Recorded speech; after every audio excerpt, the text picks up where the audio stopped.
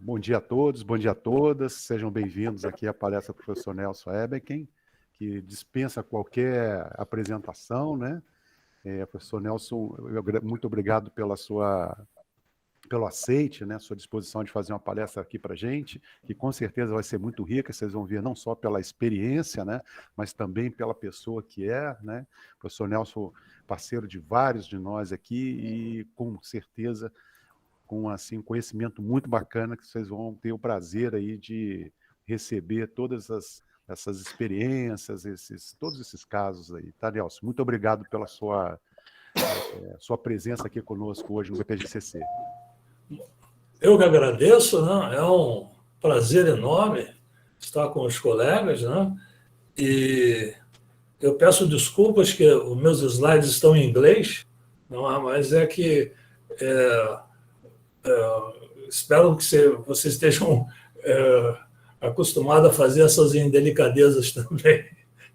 Muito bem, eu vou tentar colocar no ar aqui os slides.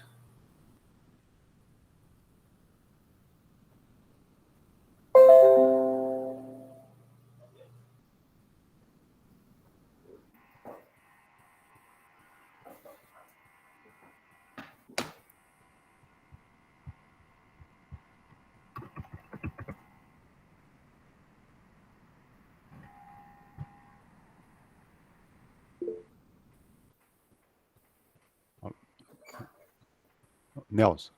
Oi, não, desculpa aqui que eu estou com um notebook novo aqui, diferente aqui, pronto. Isso, tá joia, é isso aí. Tá joia? Então,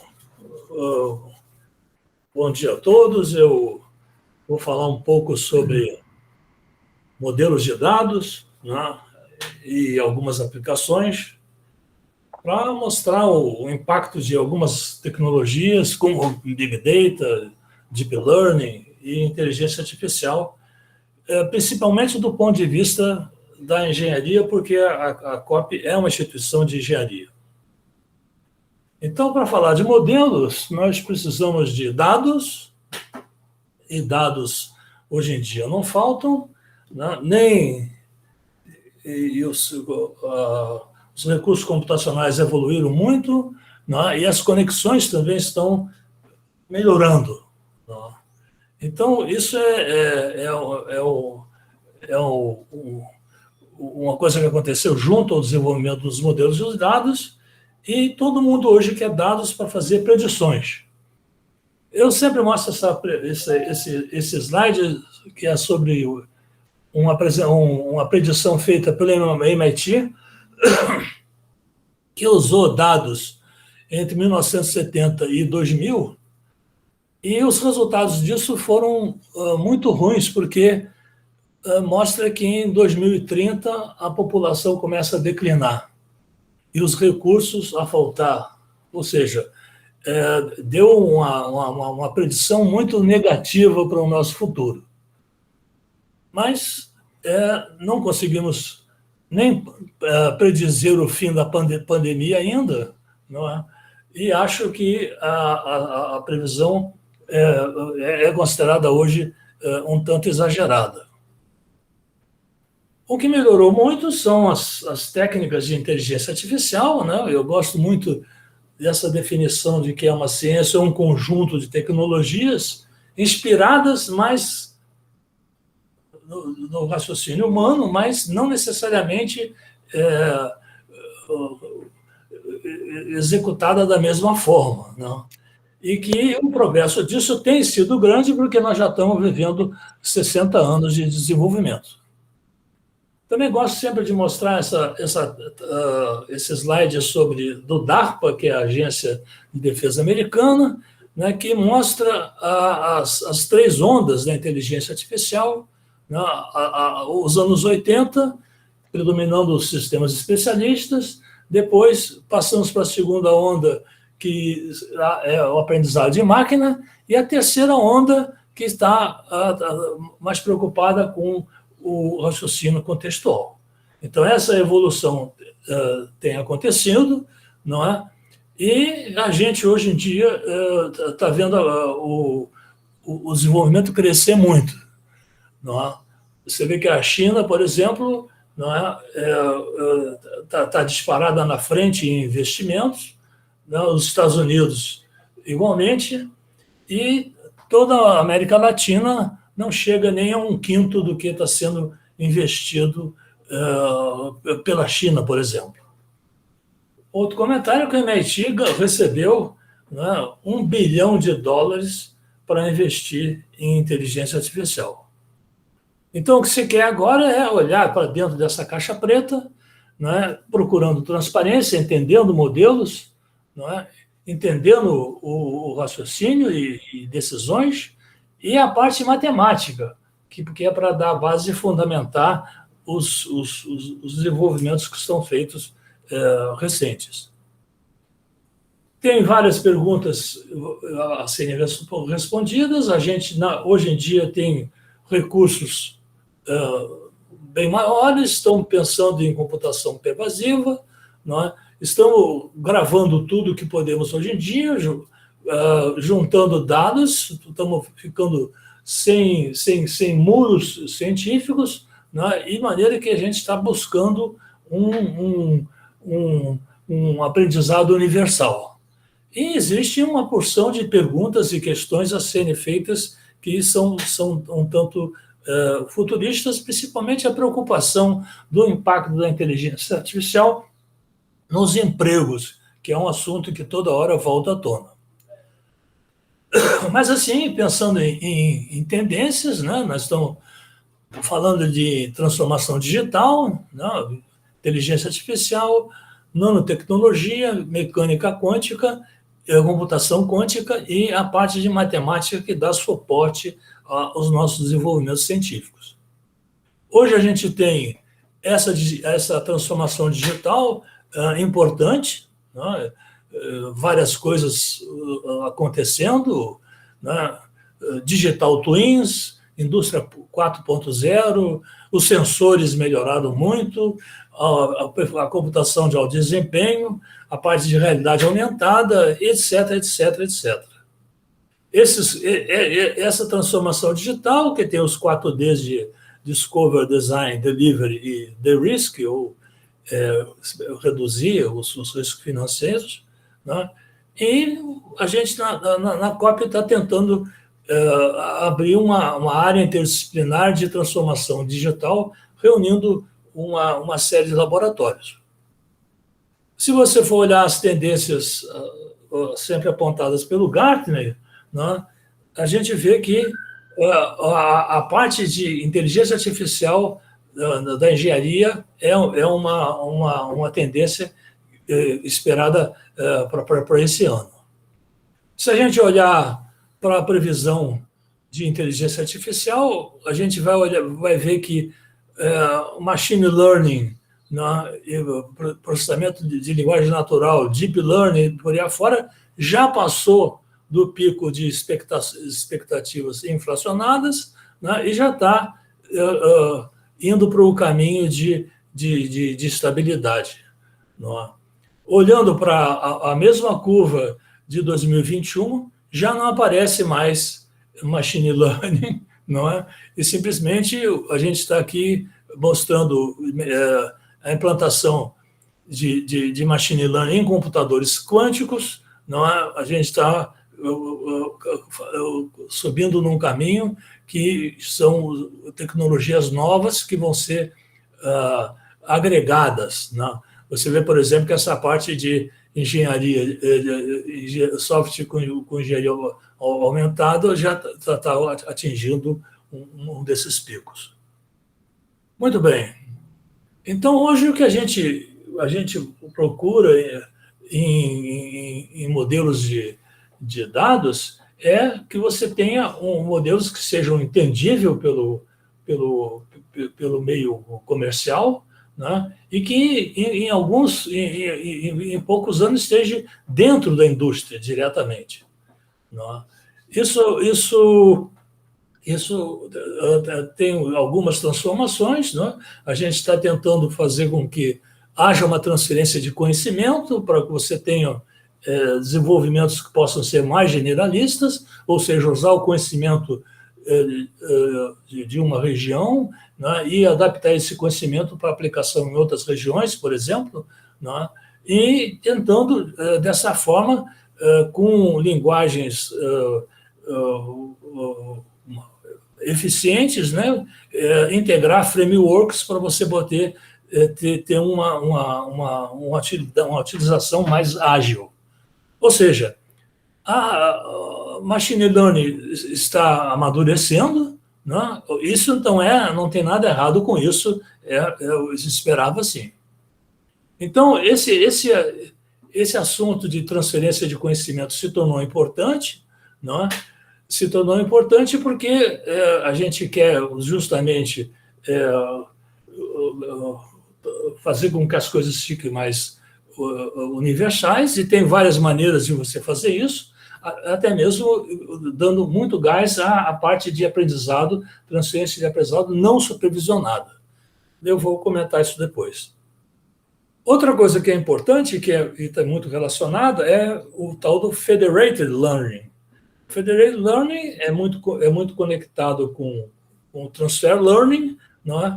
E a diferença que tem é que eu, em vez de estar movimentando modelo, em vez de estar trocando dados, né, para ampliar domínios ou fazer correções, eu estou querendo mover modelos, ou seja, eu quero colaboração entre modelos.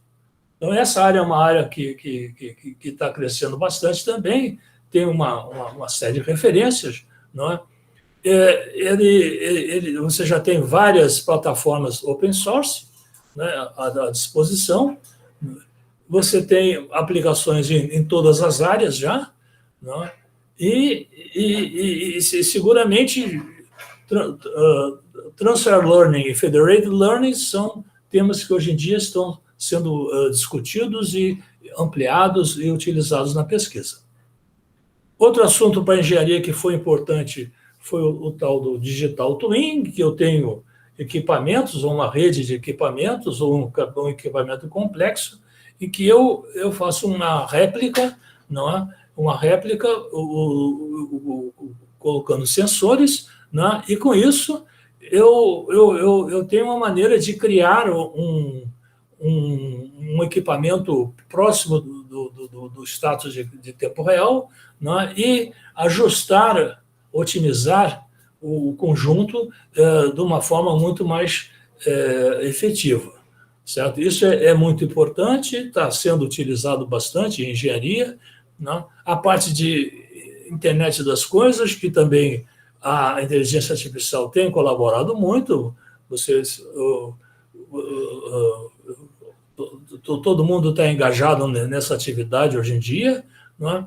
Mas muito por conta dos sensores, né? O que melhorou muito a nossa vida foram os sensores. Os sensores, para você obter dados, né, que na minha época era dificílimo, né?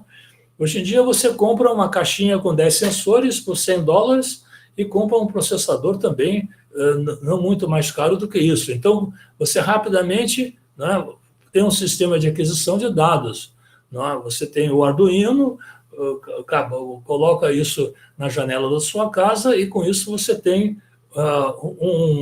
sensores de várias propriedades, como temperatura, luminosidade, som, qualidade do ar, partículas suspensas, ozônio e por aí afora. Então, uma dessas aplicações que a gente fez com esse intuito, não é, foi examinar o comportamento da produção de ozônio no Rio de Janeiro, em algumas regiões, né, durante o verão de 40 graus, né, e a circulação excessiva de ônibus, que é um caso que acontece, por exemplo, no Jardim Botânico, que é o pulmão do Rio de Janeiro, mas nessa época, não é, o que acontece? Você,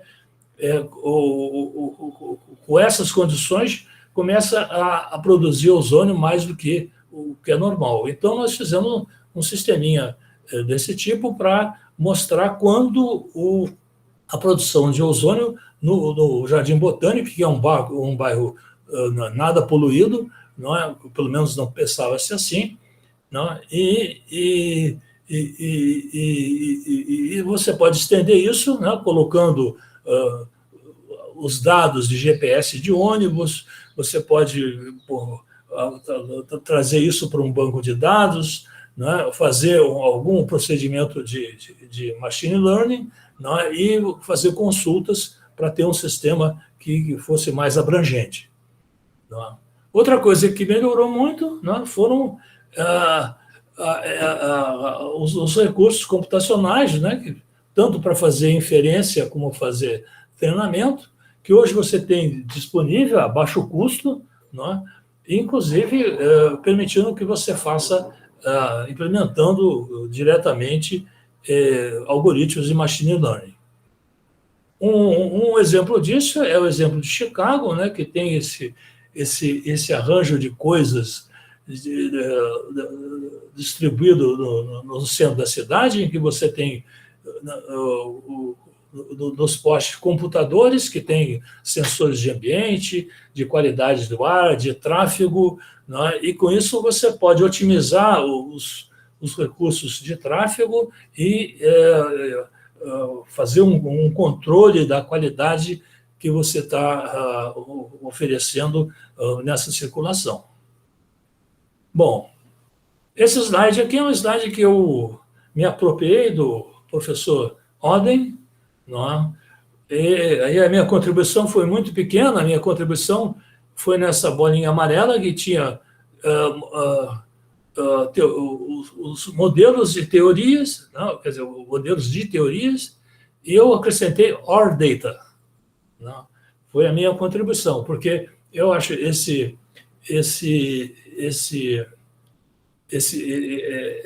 essa figura muito significativa para a parte de engenharia, porque a gente vive esse universo de leis físicas, observações, não é, modelagem, não é, e depois transformar em conhecimento, modelos computacionais e depois predições. Bom, esse, então, é basicamente, para mim, a grande diferença é que eu briguei muito, ou tentei muito modificar a cabeça do pessoal de engenharia conservador, né? Porque a gente trabalhava num ambiente que a gente chamava de computação científica, em que você tinha leis matemáticas, usava equações diferenciais, fazia um monte de simplificações para não complicar muito a equação diferencial, usavam um método de discretização, transformava isso numa solução de um sistema de equações algébricas, cálculo de valor, integrações, etc., né? E com o tempo usamos computação paralela para poder aumentar o refinamento dessa solução, certo? Então, essa computação científica foi a computação que eu vivi, né, quando eu entrei na COP, né, era o assunto de todos os departamentos tinham esse approach. E, com o passar do tempo, né, os modelos de dados se tornaram necessários, né, porque eu chamo esse modelo de computação intensiva de dados, né, você não tem leis matemáticas, não é? Você usa deep learning, usa estatística, métodos inspirados na natureza, pode processar dados não estruturados, né, principalmente em linguagem natural, é escalável, você tem hoje computação distribuída, e para a engenharia, é o certificado de que você tem dados reais, porque os dados são fotografias, os dados são fotografias, né, e essas fotografias são reais. Então, você não faz nenhuma aproximação desde que tenha dados. Tá? Lembro sempre dessas duas frases lapidares aqui, é que todos os modelos estão errados, alguns são úteis, e todos os modelos estão certos, mas a maioria não é, a maioria é inútil. Certo? Quer dizer, modelagem é isso mesmo.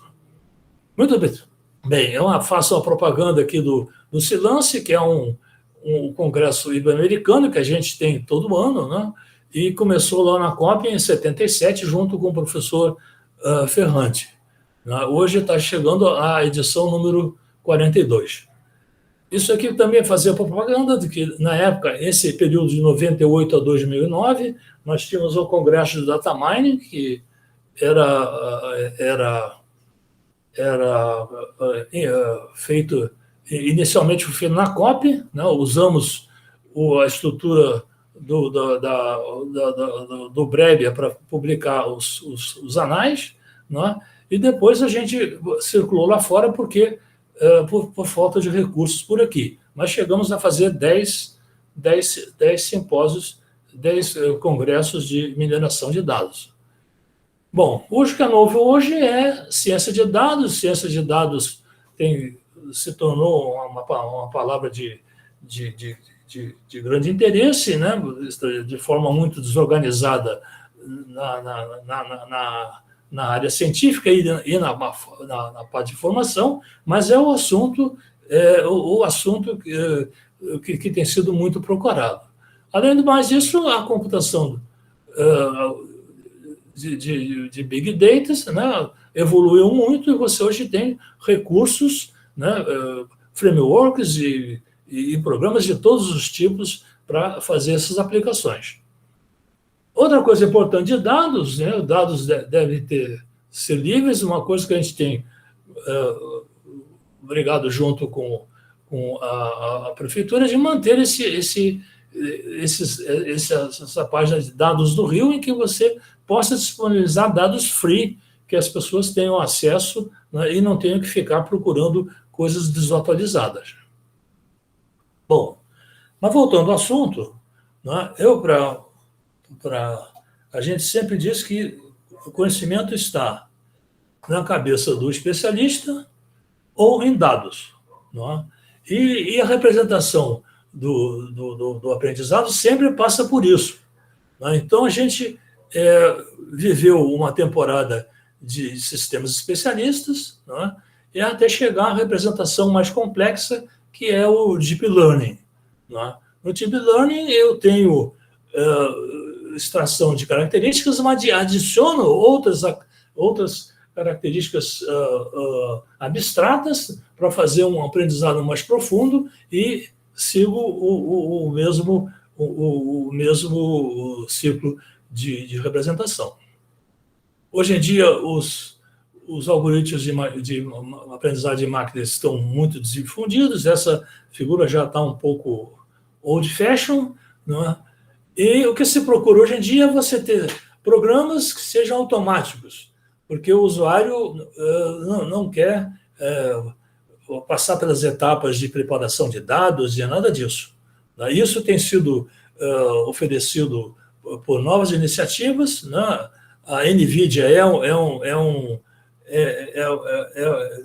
com as suas workstations, tem vendido essa automação, né? Você encontra vários fabricantes, que um deles é esse H2O, né, que é uma plataforma escalável, não é? Mas, em geral, a gente costuma dizer que um programa de machine learning, ele tem um modelo, né? Esse modelo ele pode ser organizado dessa forma, né?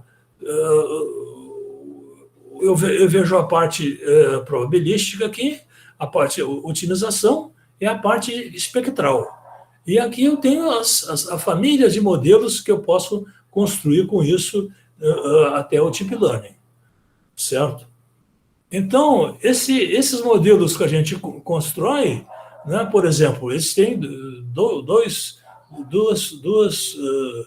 desafios importantes.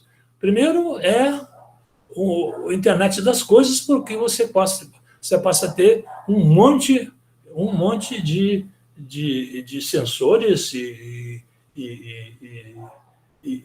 computadores conectados, né? E isso pode escalar e ficar um número muito grande, né? Passa a ser um problema que você tem que distribuir essa computação.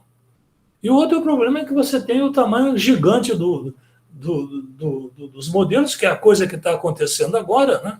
Porque a gente está usando convoluções e redes completamente conectadas, E com isso eu chego rapidamente a 1 trilhão de parâmetros, certo? Então, como trabalhar com modelos gigantes desse tamanho?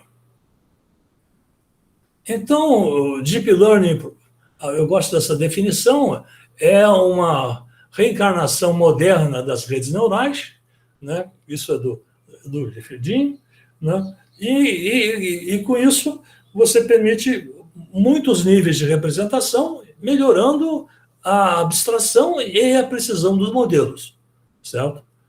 Essa história pode ser mais ou menos contada nesse slide, e eu gosto também dessa história contada assim, é que a gente começa desde o perceptron, não é? Passa pelo backpropagation, e nesse período de 74 a 95, tem um silêncio da inteligência artificial. Não acontece nada muito significativo. Até chegar às máquinas de suporte vetorial, né, que trouxeram um impulso e, além do mais, um embasamento matemático que as torna muito atrativas. O Deep Learning já aconteceu aqui em 98 com as redes convolucionais, né? Em 2006 com a máquina restrita de Boltzmann para fazer distribuição, para obter diretamente a distribuição dos dados, né? Até chegar em 2012 nesse marco do ImageNet, que foi quando o Deep Learning se mostrou extremamente atrativo para processamento de imagem. Tá? Então, basicamente, a partir de 2012 é que ele teve impulso, né? Muito embora em 98 já tivesse sido estudado, sem ter mostrado um ganho efetivo. Tá? Então, esse ImageNet, que é um conjunto de 1.200.000 imagens, né? É um benchmark muito utilizado, e você mostra que a precisão entre 2010 e 2015, né, cresceu muito. Chegamos a ultrapassar os 90%, 98%. Né? Então, em 2010, esse mesmo ImageNet ficava entre 20% e 70%, né, e a partir de 2015 teve esse impacto todo no processamento de imagens e em visão também. Bom, então, desde esse paper do Ian LeCun, Yoshua Bengio e Geoffrey Hinton, que fizeram visão com redes convolucionais e geraram linguagens usando redes recorrentes, né? Esse impacto que trouxe na construção dessas redes é que popularizou ou fez a grande propaganda do aprendizado profundo. Né? Então, mas a pergunta é, por que antes de 2006 essas arquiteturas profundas eram consideradas não muito efetivas? Né? O que mudou, afinal? O que mudou é que a gente passou a estudar novos métodos, né, de aprendizado não supervisionado, como, por exemplo, máquinas restritas de Boltzmann, autoencoders, estimação contrastiva, métodos mais eficientes para estimar parâmetros, e o que é importante é a regularização do modelo, certo?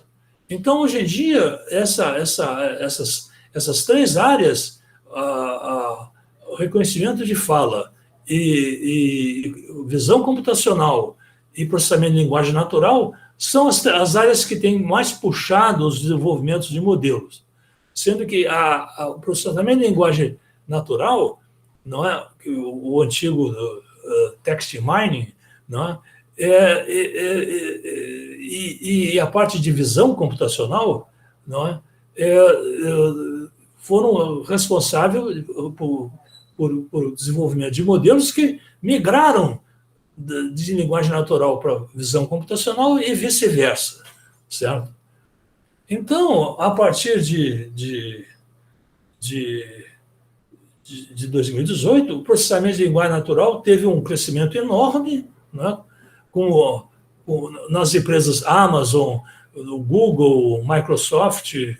Né, hoje em dia você tem tudo, sistemas de resposta por voz, né, funcionando o tempo todo, né, graças a esse desenvolvimento que tem sido cada vez mais usado. Outra coisa que é importante é que o antigo TextMine usava Bag of Words, que eram matrizes muito esparsas, né, e que passaram a ter um melhor relacionamento com o que a gente ficou conhecido por Word Embeddings. Word Embeddings é a maneira de você criar vetores densos, né, usando similaridade entre as palavras, né, o que acrescenta uma semântica ao processamento que antigamente o TextMine era extremamente estatística de palavras. Né? Então, essa evolução de Word Embeddings tornou possível esses approaches que são o Word2Vec, o BERT e dezenas de outros que eu não vou comentar, só os principais, não é? E que isso teve um marco muito importante, não é? Lá pelo laboratório de Lawson e Livermore, que esse paper, numa letter da Nature, que mostra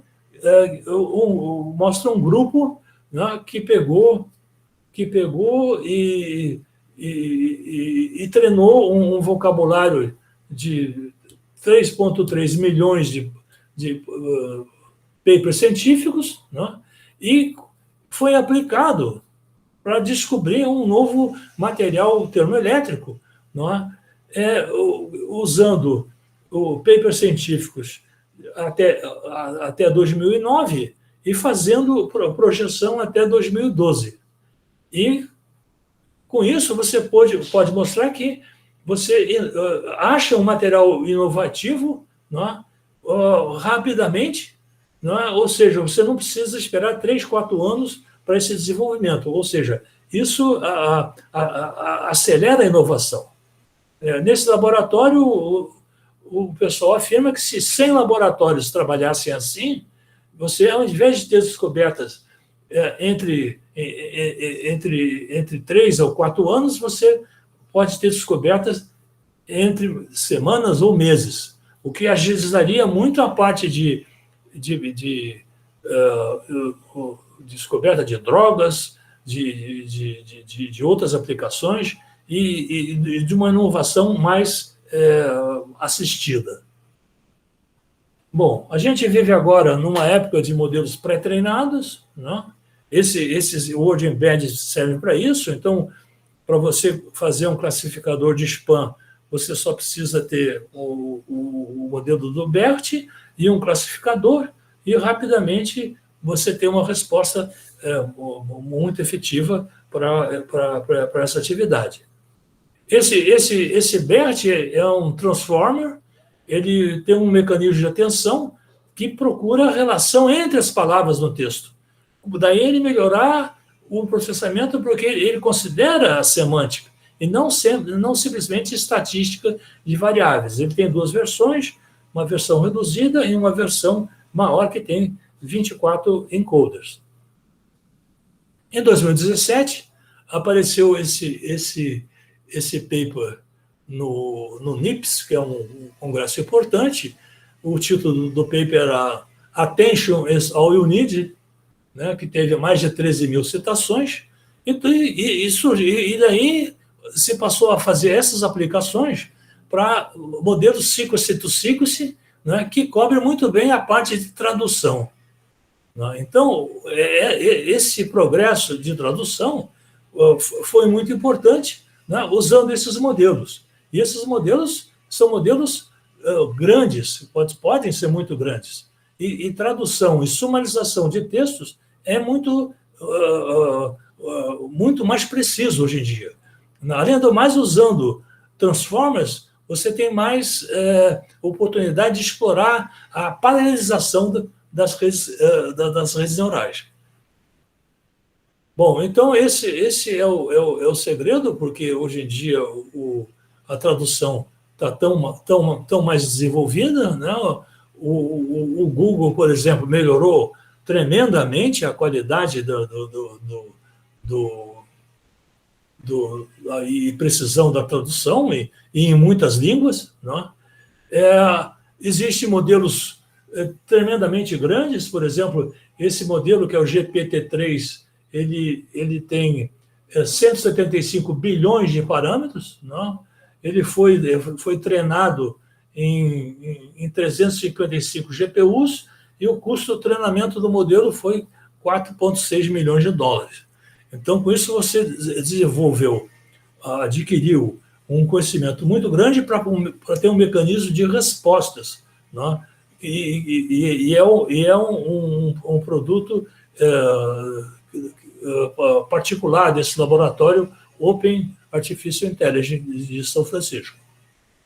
O mais recente agora foi o que saiu, que é o Bing da Microsoft, que fez um modelo também de 135 bilhões de parâmetros, né, para melhorar a busca de informação. Então, ou seja, esses modelos gigantes que requisitam grandes treinamentos estão sendo utilizados. As redes neurais aqui, esse aqui é só uma figura mostrando a quantidade de modelos que hoje em dia você dispõe, não é? E a parte do software Deep Learning, não é? É muito impulsionado pelo NVIDIA, que fornece recursos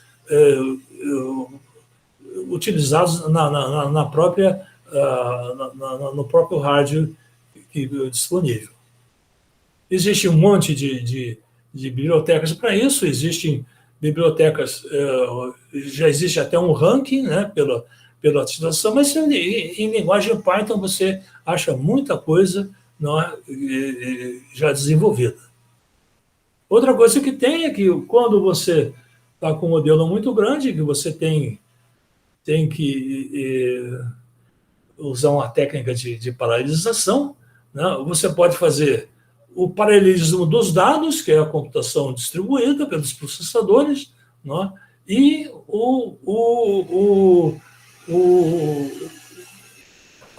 a paralelização do modelo, ou seja, dividir esse modelo e colocar pelos processadores. Isso eu coloquei só saudosismo, porque a gente começou a computação paralela em 88, né, fazendo transputers, né, e o tempo passou e isso ficou na história que a gente, só sentando para conversar com muita calma, pode comentar. Hoje em dia, a procura de GPUs é muito grande, né? Todo mundo quer GPU para fazer aplicações intensas, né? O preço não é muito bonzinho, né? Mas é um recurso muito importante. Bom, o que é melhor do que Deep Learning? Precisão? Não, precisão é sempre superior. Não é? O que acontece é que ele tem recursos, né? E funciona muito bem em GPU. Aí você pergunta, bom, por que Deep Learning é melhor que métodos de kernel? Não é? Porque o método de kernel tem uma otimização convexa, né? E a convergência é garantida. Não? Redes neurais, não. Então, os métodos de kernel também podem trabalhar com funções complexas, certo? Mas, assim, o Deep Learning tem duas vantagens, né? Primeiro que a estrutura de dados você pode ser mais bem aproveitada usando um tipo de rede, fugindo por tipo de rede, e o fato é que os métodos de kernel escalam mal, ou seja, vão se tornando computacionalmente, gastando muito esforço computacional. Bom, outra coisa importante que modificou a nossa vida foi o processamento de fluxo de dados, né? essas características mudaram, a gente tem métodos de processamento disponíveis, né, para todo tipo de aplicação. E aí eu começo a falar, a mostrar rapidamente alguns exemplos de aplicação, né, para não ficar a coisa tão solta assim. Então, essa foi a primeira aplicação que a gente fez. O que é a primeira aplicação? É uma aplicação para um call center da Oi, né, em que a gente pega da URA, o processamento da URA, os dados da URA, não é, com os logs todos, e transforma isso num problema de Big Data usando o Spark, que é o programa do projeto Apache, e com isso você poder, de forma interativa, avaliar a experiência do cliente, né, para saber se ele foi bem atendido ou não. Esse é um problema que todos os call centers vão ter que lidar. Um outro exemplo é o exemplo dessa aplicação, que é uma aplicação de citometria. Citometria é uma coisa que você fazia antigamente, levando uma imagem para o microscópio para identificar, né, fitoplânctons e seres vivos na água. Só que isso ficou automático, né, e a gente teve uma boia movida a energia solar, que tem um beacon que manda para a internet ou para um satélite, né, dados. Esses dados são obtidos porque a gente tem um motorzinho que puxa a água passa por esse tubinho fino, tem três canhões laser. Esses canhões laser, eles conseguem captar assinaturas ópticas de 20 mil partículas por segundo. Então, com isso, você tem essa citometria, não é? A caracterização de todos o ambiente ecológico, não é? E com isso você pode fazer um monte de aplicações. Aqui são as imagens, né, de fitoplânctons, não é? E a gente tem a vantagem de poder também, ao mesmo tempo, ficar monitorando diversas populações de organismos. Não é? Com isso, a gente pode criar uma rede, como uma rede complexa, não é? E estudar essa rede e aplicar nessa rede algumas regras fuzzy para representar a presença de tóxicos, não é? E ver como se comporta a formação da rede. Ou seja, você tem um sistema de referência e depois como a rede vai migrando quando é estressada por tóxicos. Não é? Esse era o trabalho de pesquisa que a gente começou fazendo em Arraial do Cabo, né, ali na Praia dos Anjos, né, perto da Praia dos Anjos, né, junto ao Instituto de Pesquisa da Marinha, né, e a gente conseguiu mapear, por exemplo, né, a atividade dos fitoplânctons, a atividade de bactérias, né, obviamente que tem mais bactérias e vírus aqui na Praia dos Anjos, né, a relação entre bactérias e fitoplânctons e a relação entre vírus e bactéria. Então, isso pode ser feito, né, com essa boia, e com isso você pode construir representações ecológicas, né, de sistemas bem complexos.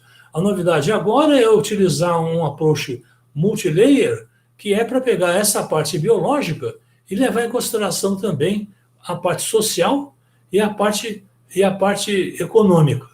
E com isso você conseguir entender a interação entre esses layers, né, e ver o que propaga em quem, como propaga. Né? Então você constrói uma rede econômica, uma rede social e uma rede ecológica e passa a acompanhar essa interação. Essa foi a o ganho desse equipamento, que gerou muita pesquisa, né, e muitas publicações.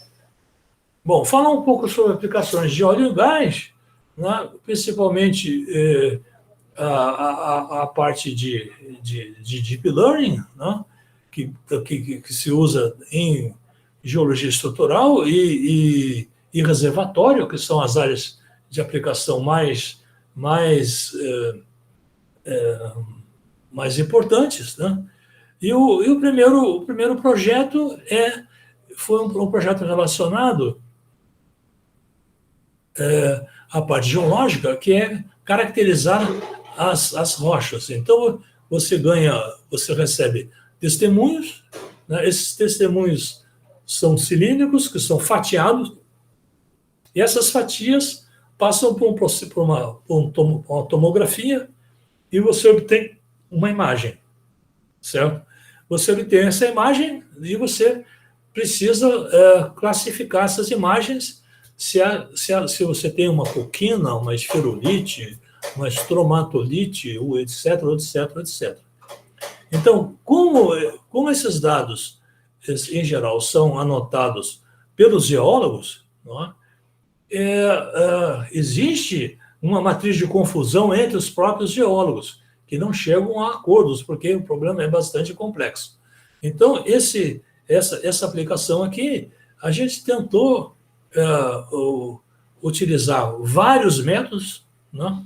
Vários métodos, e tentou fazer uma aplicação usando aprendizado não supervisionado, que nesse caso de imagem tem 3 approaches. A gente usou esse approach do Sinclair, que é um framework de operadores de busca de dados para você poder fazer análise não supervisionada, e que segue um procedimento que é bastante fácil de entendimento. Você pode usar modelagem generativa, pode usar modelagem discriminativa, ou baseado nesse framework, cuja ideia é você buscar um aumento, né, através de um operador, para separar amostras com essas famílias aumentadas. Então, a gente usou vários classificadores, né? O classificador que a gente usou, que não é supervisionado, não é a melhor precisão, não é? Mas, assim, comparado com uma classificação supervisionada, ele não deixa muito a desejar, certo? Então, é mais rápido, não é? É mais eficiente e é competitivo, né? Se você for olhar, por exemplo, a precisão, não é? A precisão é bastante razoável. Bom, então, esse tipo de aprendizado autossupervisionado passa a ser uma aplicação de interesse nesse tipo de problemas que a gente tem tentado tratar. Outro exemplo que eu vou mostrar também, relacionado com o Instituto de Pesquisa da Marinha, é o reconhecimento de embarcações, né, usando redes convolucionais e análise de cicloestacionalidade, que é uma técnica que você tira a correlação espectral usando um algoritmo apropriado. A gente usou esse algoritmo FAST-SC, e com isso pegou o primeiro banco de dados com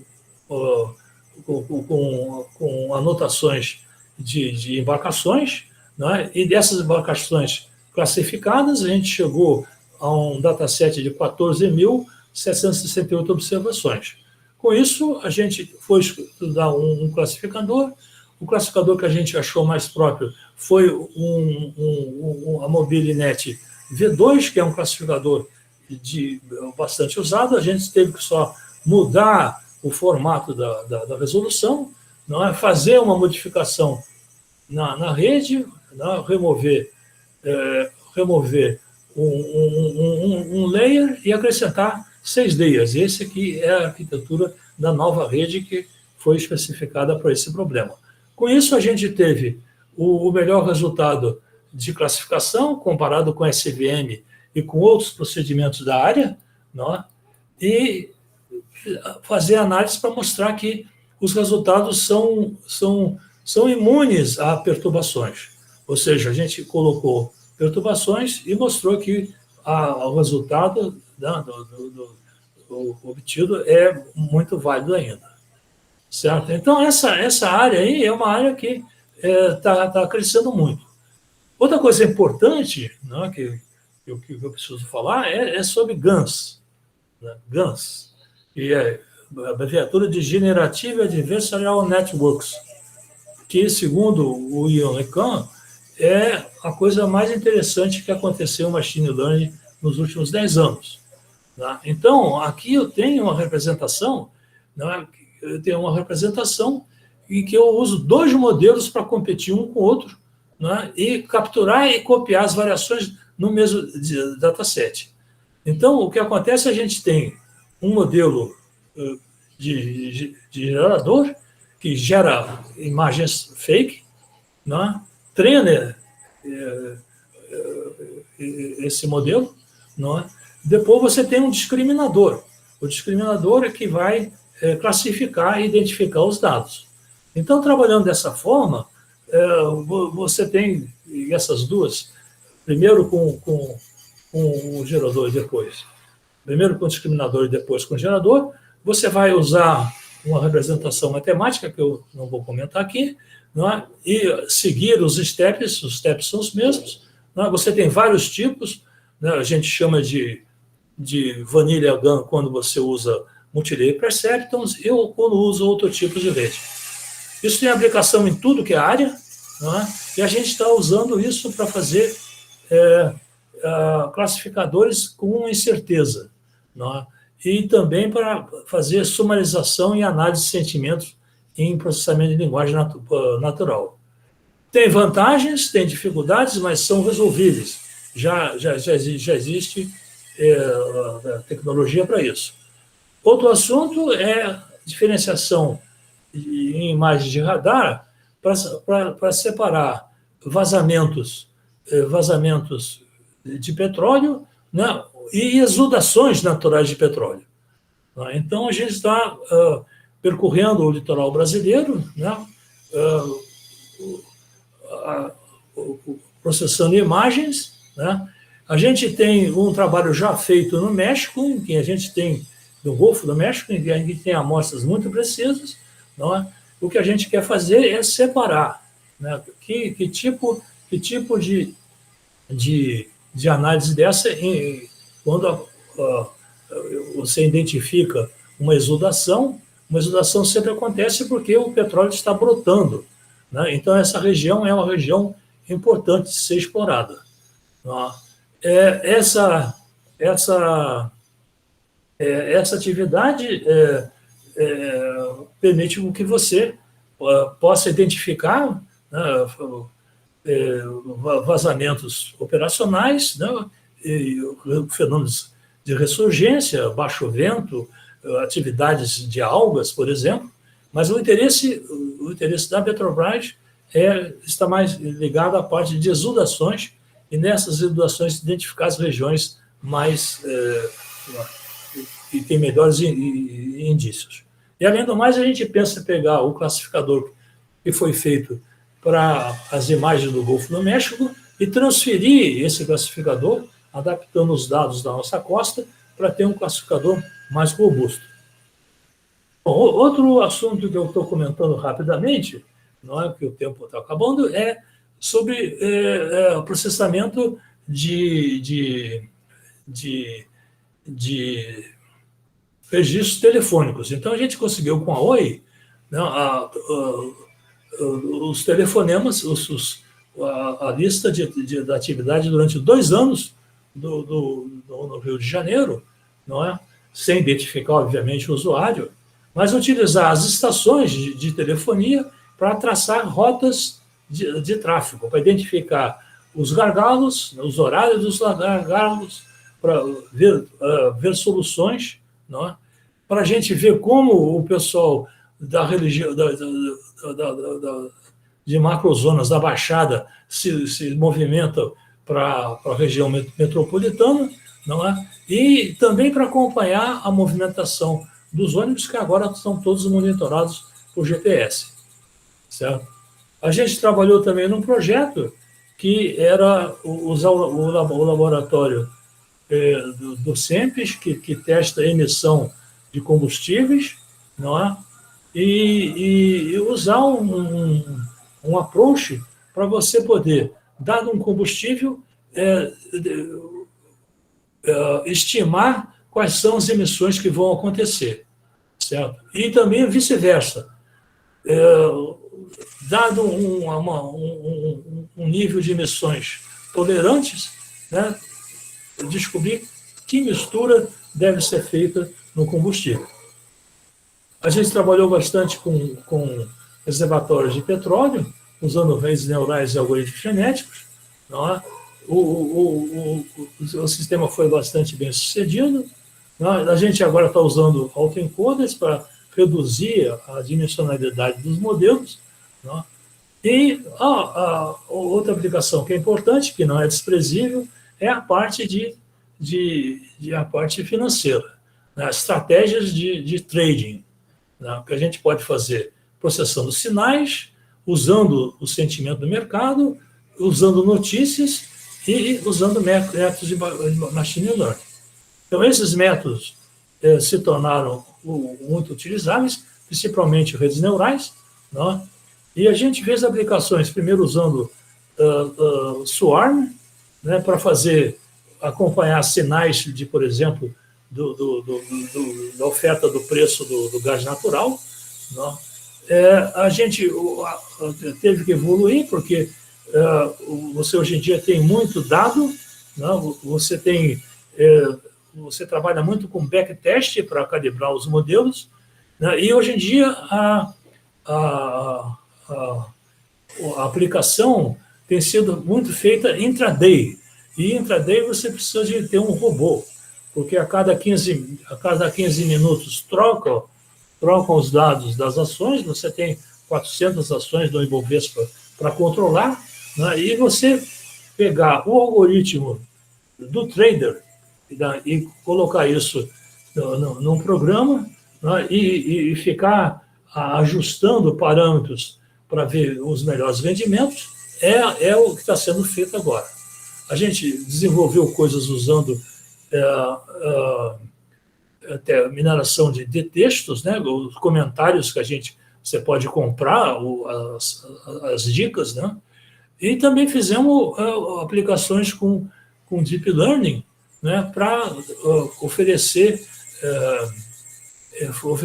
oportunidades na Ibovespa.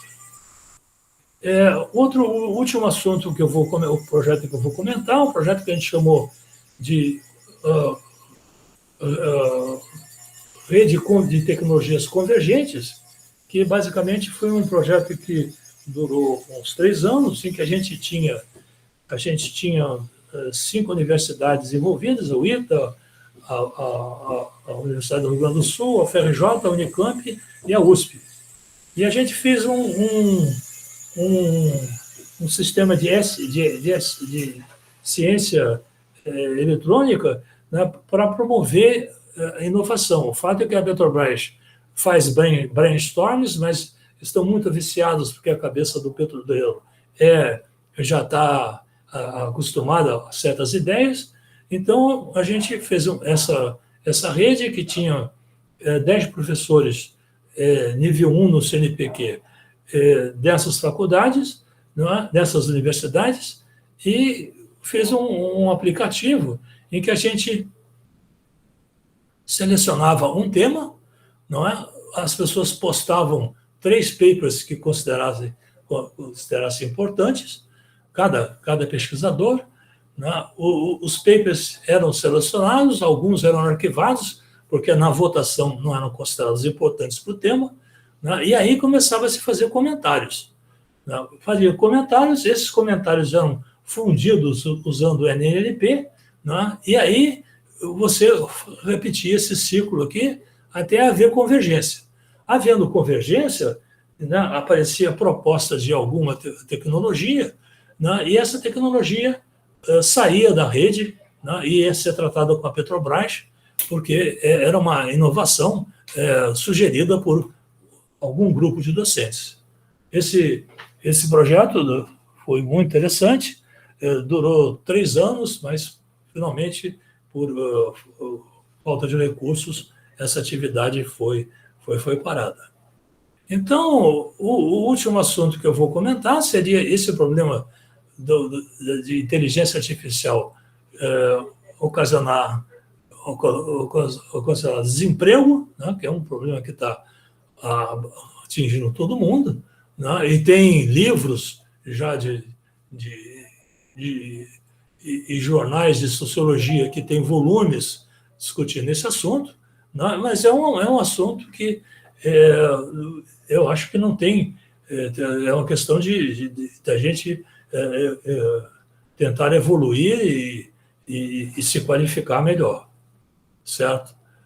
Muito bem. Então, para terminar, eu vou dizer que nós somos todos caminhantes, não? Os caminhos não existem, né? A gente cria esses caminhos, quer dizer, a nossa profissão é de criar caminhos, ajustar tecnologias, ver o que tem de melhor e fornecer informações para que esse caminho seja bem sucedido. Ok? Muito obrigado e não sei se eu ultrapassei muito o meu tempo. Não, Nelson, muito obrigado, hein? Muito obrigado, muito bacana mesmo. Eu gostaria de abrir a palavra para os participantes, para perguntas, sugestões, dúvidas. Por favor.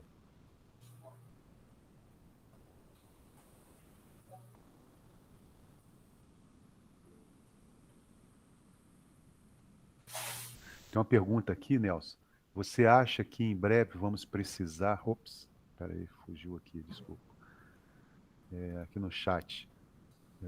Você acha que em breve vamos precisar de uma nova revolução IA? Porque o paradigma dominante é o Deep Learning, mas vemos muito a criação de modelos mais complexos e o treinamento caro, né? Como o GPT-3. E, pelo que percebo, pouco desenvolvimento de teoria em si.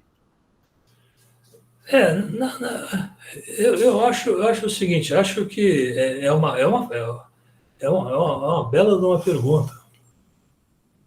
Não, quer dizer, o que eu acho importante é você ver o seguinte, existe hoje em dia uma atividade de usar modelo pré-treinado, certo? Quer dizer, hoje em dia, se você estiver fazendo alguma pesquisa, seguramente você pode procurar um modelo pré-treinado, não? Tá? E alguns são free. Você pode pegar esse modelo. Esses modelos gigantistas são elitistas. Você precisa de muito recurso computacional para treinar um modelo desses, certo? Então, o Eduardo Vrúzca, que era de São Carlos, né? Ele trabalhava num projeto no Carnegie Mellon que chamava-se Endless Learning. Endless Learning era uma coisa muito importante. E, na época, teve um grande desenvolvimento, que era baixar todas as páginas da web, extrair o conhecimento e fazer uma ontologia. Certo? Quer dizer, agora, você imagina o esforço computacional disso. Não? O esforço computacional disso durou anos, processando dia e noite sem parar. Não? Como não evoluía muito, a Google quis comprar. E eles não venderam. Não venderam porque eles tinham um certo amor, foi feito em várias línguas, não? Tinha grandes méritos. Agora, o fato é que nem a Carnegie Mellon teve recurso para manter isso mais. E o projeto não foi levado para a indústria. Podia ter sido vendido para Google, não? Com certeza eles têm muito mais recursos do que a universidade. Então, esse tipo de melhoria, eu acho que vai acontecer. A gente faz coisas tremendamente caras em computação, mas os métodos também ele evoluem. Né? Os métodos evoluem e justamente se tornam bem-sucedidos por isso. Eu acho que vai ter, que a gente está vivendo uma época, mesmo durante a pandemia, a quantidade de papers que a gente tem que acompanhar durante a pandemia é imensa. Ou seja, não sei se porque está todo mundo em casa não é, escrevendo paper, não é, o fato é que vai ter um progresso. Não? Então, o que se condena nesses modelos gigantes é justamente o elitismo, porque você fica fora deles, né? Os programas, os softwares são proprietários. Esse GPT-3 aí, por exemplo, ele é de um laboratório de São Francisco. Né? Se você quiser usá-lo, eu já pedi para usar, não me aceitaram. Certo? O cara quer acordo comercial. Não? Então, quando é que eu vou ter um acordo comercial com uma empresa para usar um software trabalhando numa universidade federal? Não tem chance. Então, eu acho que... Mas isso vai mudar, porque a evolução computacional vai melhorar esse problema e os métodos são cada vez mais depurados. Então, vai haver, como você fala para você, que criação de modelos que são mais eficientes. Isso é o que a gente busca. Certo? Você fala muito, por exemplo, de métodos de machine learning usando computadores quânticos. Isso é uma atividade que existe lá na COP. Mas nós não temos computadores quânticos. Certo? Não temos. Nós estamos tentando fazer um convênio com um instituto da China de processamento científico, para ver se a gente tem algum acesso. Mas nós não temos, nem temos perspectiva. Não? Bom, por isso que nós somos caminantes. Muito obrigado, Nelson. Eu tenho outra pergunta aqui, do Cristiano. Nelson, como você avalia possíveis interações entre modelos analíticos e baseado em dados? Não, isso, modelos híbridos é o tempo todo.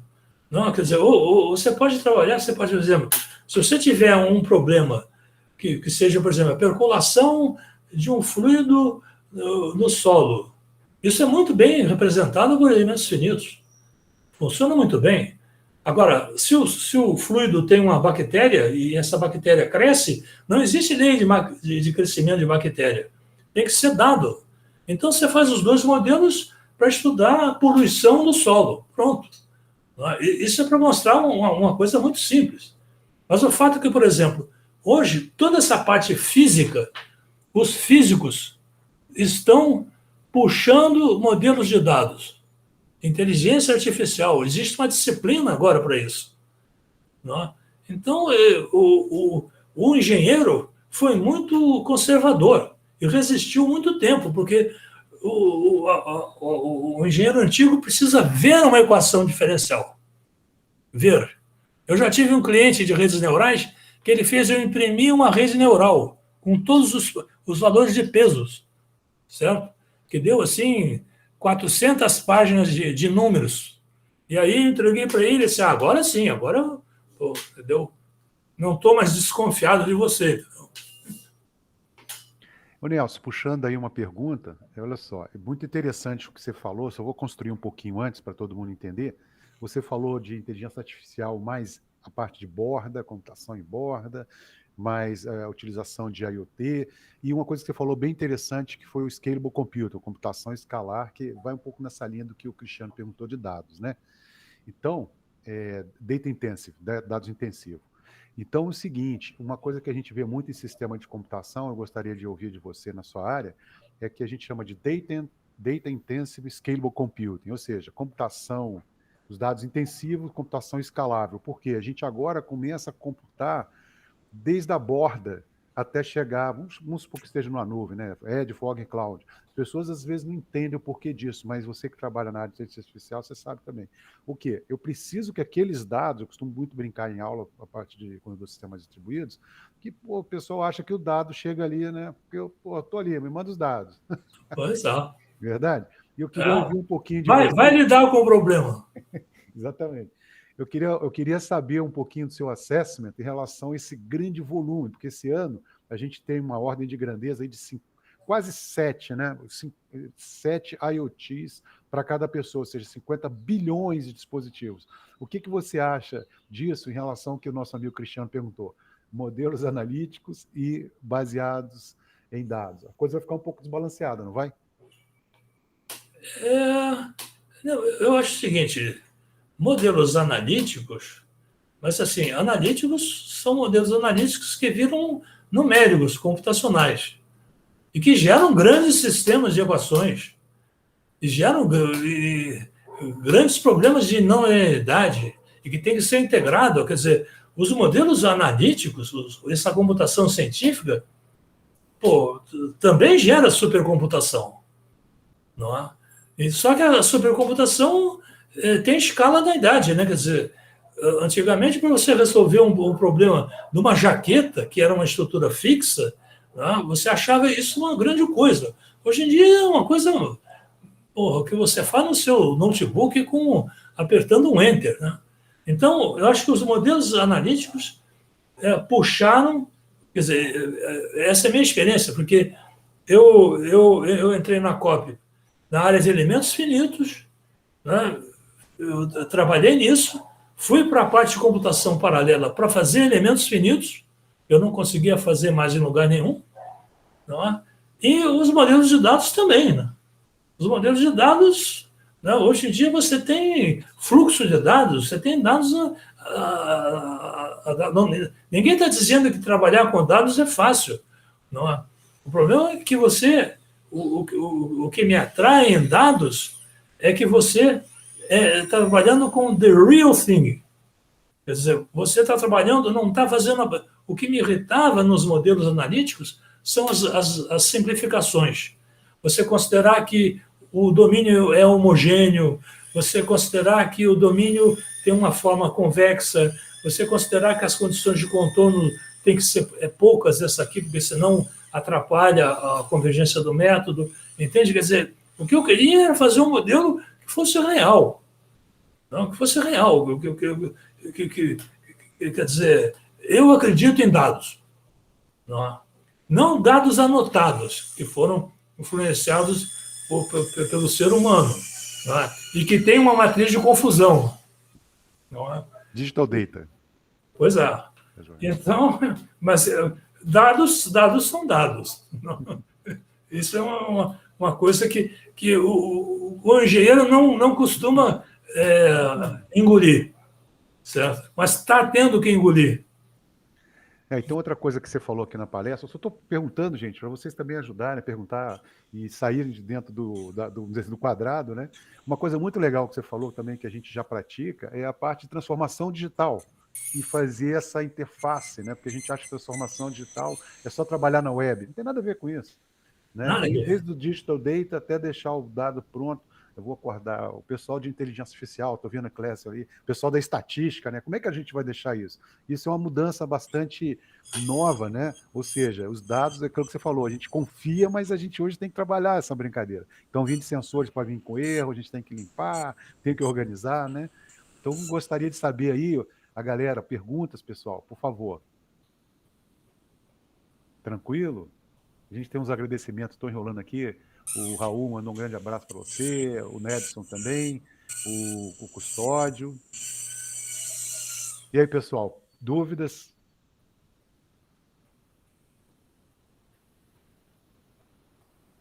Eu acho que, Nelson, eu acho que O pessoal está um Ok. pouco acanhado aí, mas muito bacana. Queria agradecer em Agradeço. nome de todo mundo aqui, né, do departamento, do DCC, né, da pós-graduação, e dizer que foi muito bacana, muito elucidativa, muito assim embasada, muito bacana mesmo a experiência que você compartilhou com a gente aqui. Nós aqui da UFJF gostaríamos de te agradecer muito, né, pelos Eu que vários agradeço. momentos aí, tá bom? E meus parabéns, viu, Nelson? Muito, Tá. muito bacana mesmo. Obrigado por dividir a sua experiência, seu conhecimento com a gente, viu? Foi um prazer. Obrigado. Muito obrigado. A gente já para Opa. aqui a gravação, né, Paulo? Agora aqui.